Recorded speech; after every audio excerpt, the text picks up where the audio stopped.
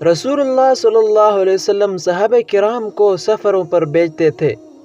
ایک دفعہ رسول اللہ صلی اللہ علیہ وسلم نے چند صحابہ کرام کو ایک مہم پر روانہ کیا۔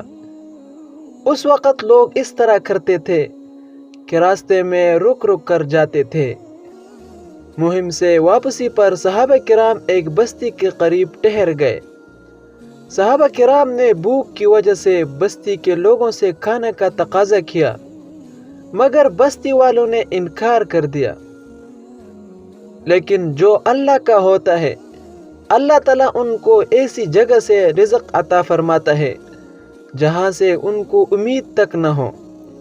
اسی دوران اس بستی کے سردار کو کسی زہریلے جانور نے ڈس لیا۔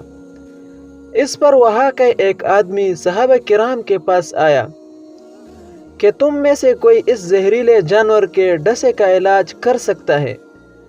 اس پر صحابہ کرام نے کہا کہ ہمارے پاس اس کا علاج موجود ہے، مگر تمہارے قبیلے والوں نے ہماری مہمان نوازی سے انکار کیا، لہٰذا ہمارے ساتھ معاوضہ طے کرو، ہم پھر علاج کریں گے۔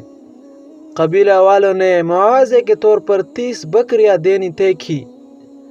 تو حضرت ابو سعید خدری رضی اللہ عنہ جو صحابہ کرام کے امیر تھے، ان کے سردار کے پاس چلے گئے اور سورۃ الفاتحہ پڑھنی شروع کی اور اپنا لعابی دہن زخم پر لگاتے گئے۔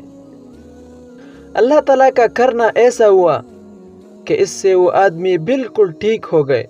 اس طرح سام کے زہر کا اثر ختم ہو گیا۔ قبیلہ والوں نے معاوضے کے طور پر بکریاں دے دی۔ صحابہ کرام بکریاں لے کر مدینہ پاک میں حضور صلی اللہ علیہ وسلم کے پاس آئے اور تمام قصہ بیان کیا۔ تو آپ صلی اللہ علیہ وسلم نے فرمایا کہ تم نے صحیح صورت پڑھی ہے، اور معاوضے کے طور پر جو بکریاں لی ہے ان میں بھی میرا حصہ نکالو۔ یہ واقعہ امام بخاری نے صحیح البخاری میں نقل فرمایا ہے۔ اللہ تعالی ہمیں صحابہ کرام کی طرح دین پر عمل کرنے کی توفیق عطا فرما۔ آمین یا رب العالمین۔